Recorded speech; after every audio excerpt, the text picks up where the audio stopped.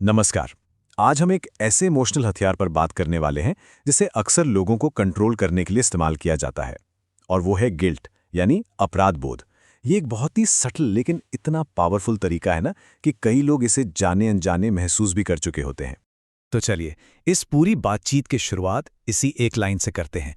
ये जो एहसास है ना कि कोई जानबूझकर किसी को दोषी महसूस करा रहा है, ये अक्सर पहला साइन होता है कि कोई कंट्रोल करने की कोशिश कर रहा है। समझिए, ये एक तरह का इमोशनल रेड फ्लैग है। ठीक है, तो चलिए इसमें थोड़ा और डीप डाइव करते हैं, उन आम जुमलों और तरीकों को समझते हैं जो इस तरह के इमोशनल मैनिपुलेशन में इस्तेमाल होते हैं। और देखिएगा, ये शायद बहुत जाने पहचाने लगेंगे। ये बातें अक्सर सुनने को मिलती हैं ना, जैसे मैंने तुम्हारे लिए इतना कुछ किया, या फिर तुम तो बिल्कुल बदल गए हो, या ये वाला तुम्हें तो मेरी कोई परवाह ही नहीं है।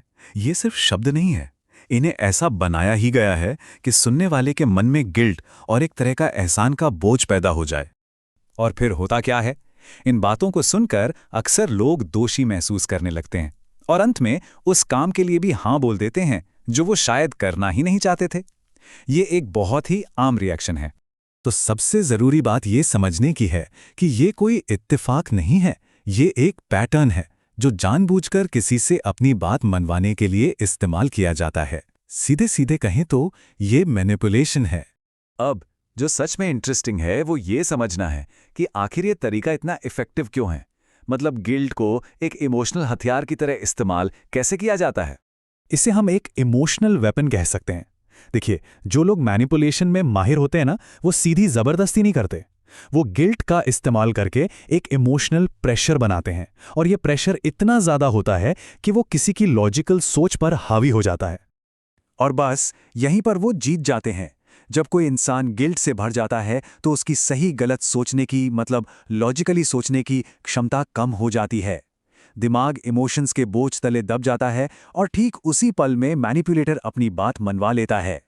अब थोड़ा और आगे बढ़ते हैं और ये देखते हैं कि ये काम कैसे करता है। मतलब गिल्ट की वजह से इंसान का दिमाग आखिर कमजोर कैसे पड़ जाता है और लोग अपने ही फायदे के खिलाफ काम करने पर मजबूर क्यों हो जाते हैं।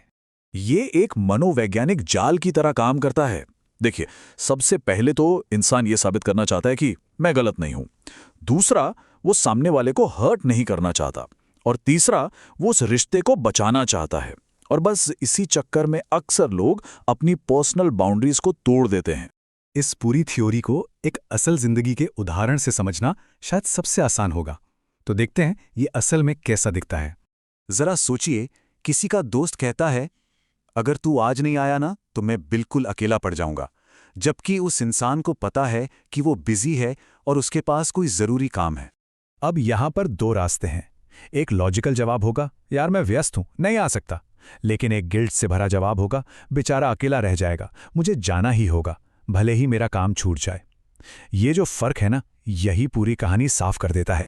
तो अब जब प्रॉब्लम को अच्छे से समझ लिया है तो जाहिर है समाधान पर बात करना बहुत जरूरी है। इस इमोशनल मैनिपुलेशन से बाहर कैसे निकला जाए और अपनी जिंदगी का कंट्रोल वापस कैसे लिया जाए। सबसे पहला और सबसे जरूरी कदम है यह समझना कि महसूस होने वाला हर गिल्ट असली नहीं होता। अक्सर ये गिल्ट किसी और के द्वारा पैदा किया जाता है और ये किसी असली गलती का नतीजा नहीं होता। और दूसरा सबसे पावरफुल कदम है ना बोलना सीखना। हर रिक्वेस्ट को मानना जरूरी नहीं है। अपनी लिमिट्स का सम्मान करना और नहीं कहना इस पूरे चक्र को तोड़ने का सबसे सीधा तरीका है। और अंत में यह बात याद रखना बहुत जरूरी है, जो इंसान किसी को गिल्ट महसूस कराकर कंट्रोल करता है वो असल में उसकी रिस्पेक्ट नहीं करता। ये परवाह का नहीं, बल्कि रिस्पेक्ट की कमी का साइन है। तो ये विश्लेषण इसी सवाल के साथ खत्म होता है कि अगर कोई इंसान इस पैदा किए गए गिल्ट से आजाद हो जाए तो क्या कोई उसे सच में कंट्रोल कर सकता है।